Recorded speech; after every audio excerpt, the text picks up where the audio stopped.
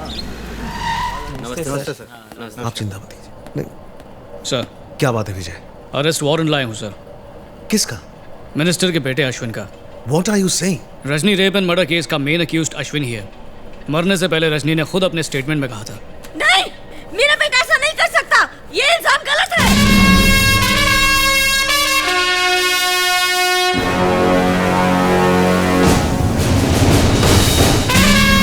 Sir Ashwin का है।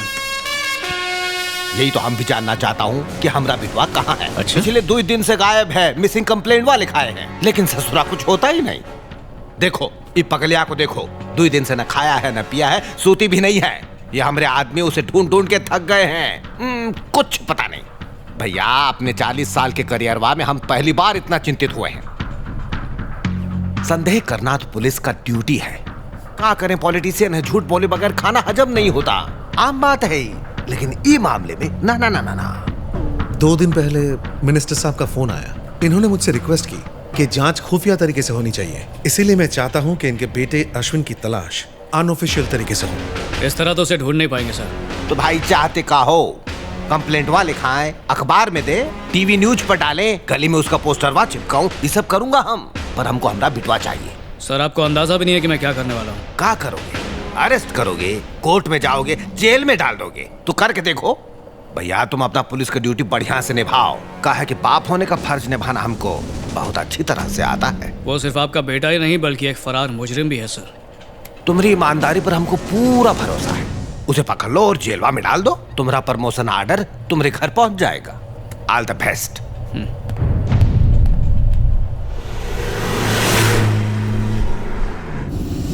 गाड़ी रोकना सर। Yes sir. राजेंद्र, लगता है ये केस भी फाइलों में ही दम तोड़ देगा। मरने दो उस हैवान को। अरेस्ट करके भी क्या हासिल होगा सर? तभी तो उसे सजा मिलेगी। रजनी के स्टेटमेंट के बिना पर उसे कड़ी से कड़ी सजा मिल सकती है। रेप केस का आंकड़ा पता नहीं है आपको? पिछले ही महीने के अखबार में छपा था। इंडिया में पिछला 1 साल में 33,000 केस रजिस्टर हुआ। यानी एक दिन में 93 रेप्स हुआ सर। बोलो तो 1 घंटे में रजनी जैसा 4 केस होता है। बहुत गुस्सा आता है सर।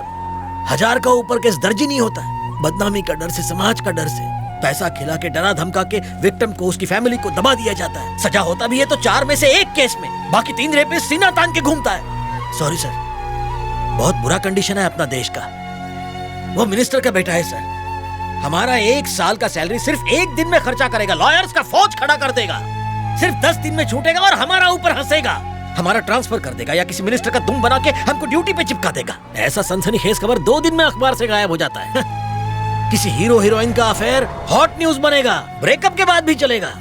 उसका बूढ़ा बाप बेचारा उम्र भर आंसू बहाएगा। तब तक वो राक्षस हैवान ज्यादा सावधानी से एक और रेप कर देगा। सॉरी सर, अपन ज्यादा तो नहीं भूल गया? नहीं, बिल्कुल नहीं। तुम्हारा एक एक शब्द सही है। ये बताओ कि आगे क्या करें? अपन क्या कहेगा? अपन एक साधारण कांस्टेबल, तुम सब लोग का ड्राइवर। भला अपन क्या कर सकता है? चलो मान लिया तुम एक साधारण इंसान हो, पर फर्ज करो तुमने उसे पकड़ लिया, तब उसके साथ क्या करोगे? सर, पहला मारेगा, उस साले की खाल खींच लेगा इसी पुल का नीचे। उस बैंक के टके को नंगा करके उल्टा लटका के मारेगा।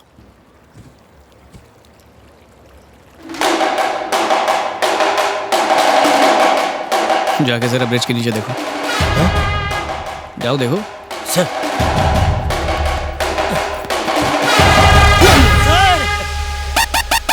बड़ी भूख लगी है राजेंद्र, जल्दी भुर्जी पाव मंगा। उसके बाप को फोन करके भी तो बुलाना है। शेखर, कुछ मिला? नहीं, एक बार फिर से गोता लगाना होगा। हटिए, चलिए, हटिए, हटिए, पीछे हटिए, पीछे हटिए, चलिए। अरे, आपसे कहा ना पीछे हटिए, चलो, वहां से हटो पीछे, चलो, चलो सबको।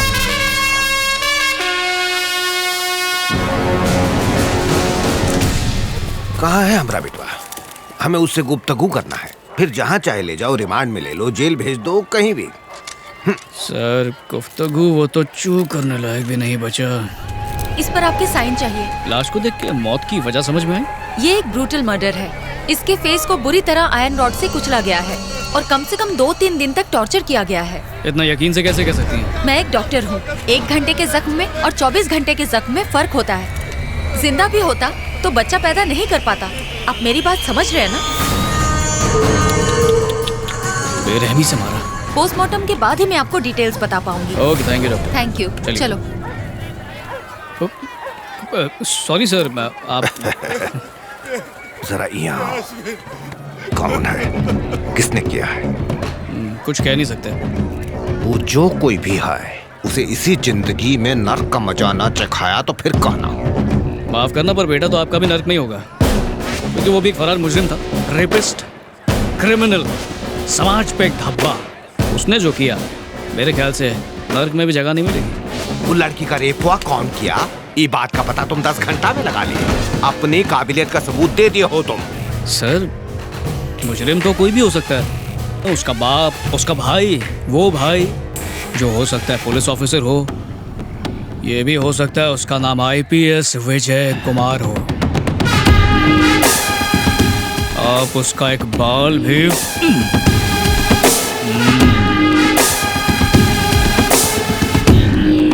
पोस्टमार्टम के बाद कटी फटी बॉडी भेज दूंगा। अपने रिश्तेदारों को फोन कर दो, शोक मनाने के लिए आ जाए।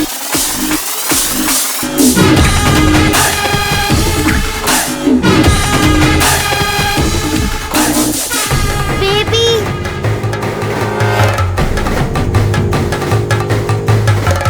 आप मुझे अकेला छोड़ के क्यों आए? I missed you. सॉरी बेटा, आइंदा ऐसा कभी नहीं करूंगा।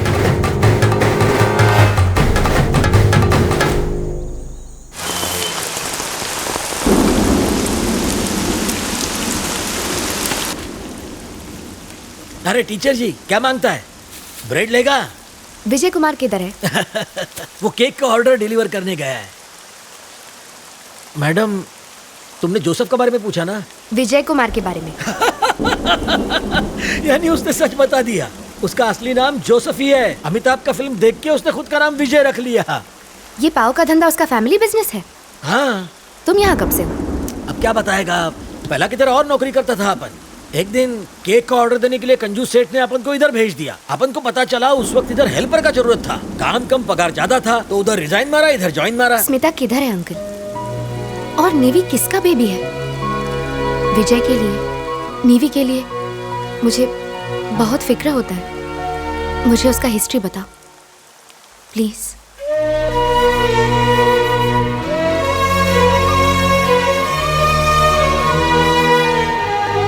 हाय, सॉरी थोड़ा सा लेट हो गया। 1 मिनट रुको। क्या हुआ? अब चलो। ये सब किस लिए? किसी से इम्पोर्टेंट मीटिंग है, मैं बहुत टेंशन में हूँ। पर किससे मिलना? फादर से। चर्च के फादर से? मेरे फादर से। यानी फादर इन लॉ? सही समझे? अरे बाप रे, उसके लिए तैयारी नहीं की मैंने। ये एग्जाम थोड़ी है जिसकी तैयारी करनी है, ढंग से पेश आना बस। अच्छा, उन्हें खोज करने के लिए थोड़ा तो आइडिया दो यार। पूरी डिक्शनरी में उन्हें एक ही वर्ड से नफरत है। अच्छा, कौन सा वर्ड? पुलिस। पुलिस? साला डाकू है क्या? वो बुढ़ा मोटा तुम्हारा बाप है क्या? जान ले लूंगी, चुप रहो।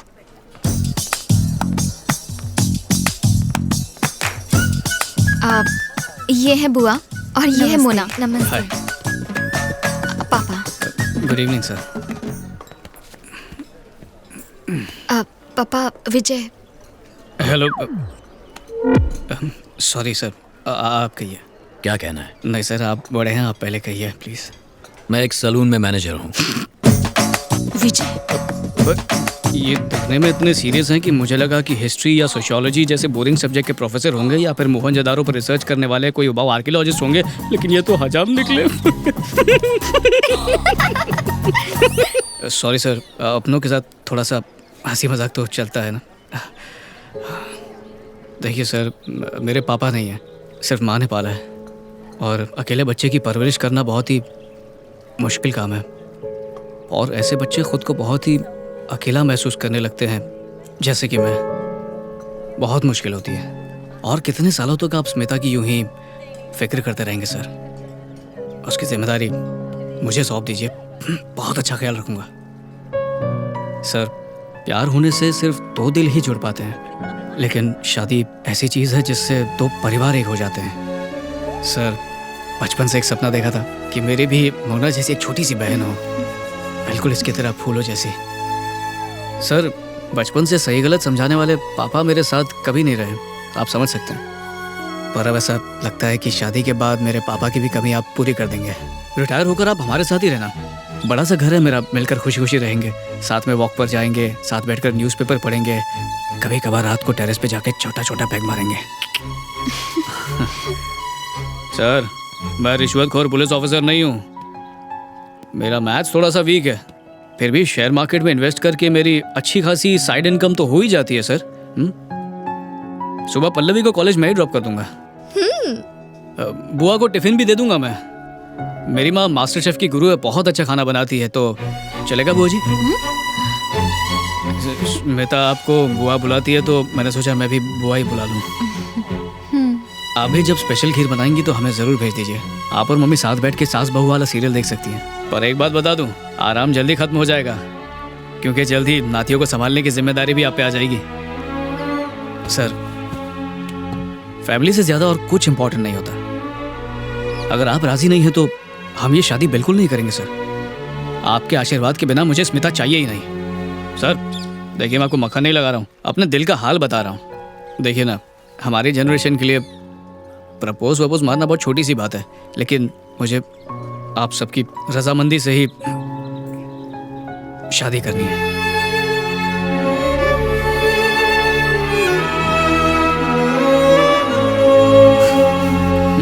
इतना सब कहने के बाद भी शक की नजर से देख रहे हैं। समझ सकता हूँ, मेरे पेशे में बहुत खतरा है ना। इसे सिर्फ ट्रेनिंग में चलाया था, इससे ज्यादा तो मैं दिवाली में पटाखे की बंदूक चलाया हूँ। मैंने तो बंदूक। Thank you sir. अगर आप ये कॉफी पी लेंगे तो मैं समझ जाऊंगा कि आप राजी हैं। प्लीज पापा।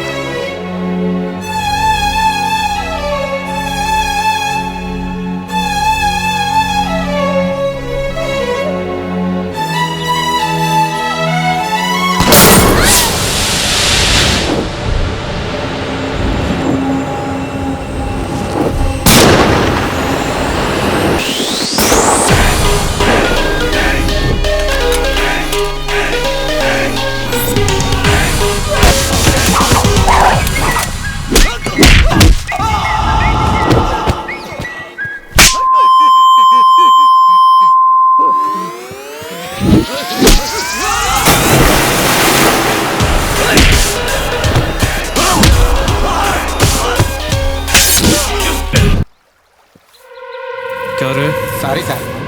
क्या किया ये? गलती से लग गया। अब चलो यहाँ से। पुलिस वाला दामाद नहीं चाहिए। श्वेता रुको। चलो चलो।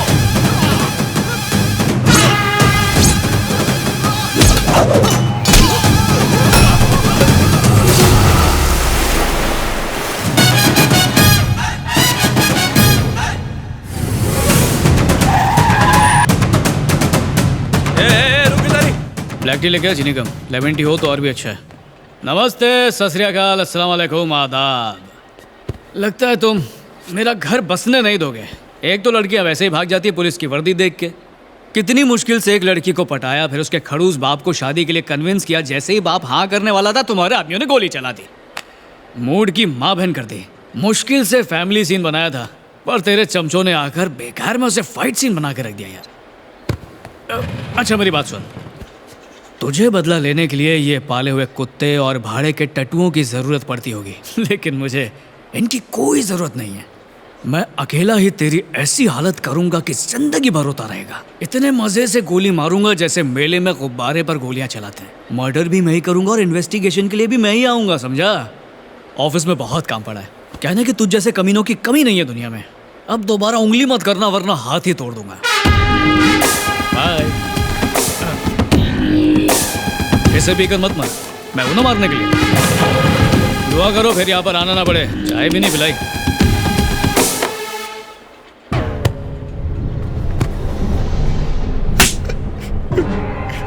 भैया, शायद आपको वो याद नहीं आता, पर हमको अश्विन का याद आ रहा है। सपने में दिखता है वो। हमारा बिटवा मर गया है, पत्नी रो रो के पगला गई है, 40 साल का पॉलिटिकल करियर डूब रहा है। वो ससुरा इतनी आसान मौत नहीं मरेगा, ऐसी मौत देंगे कि यमराज भी दहल जाए। मौत का भीख मांगेगा और तुम हमारा साथ दोगे। हाँ भैया।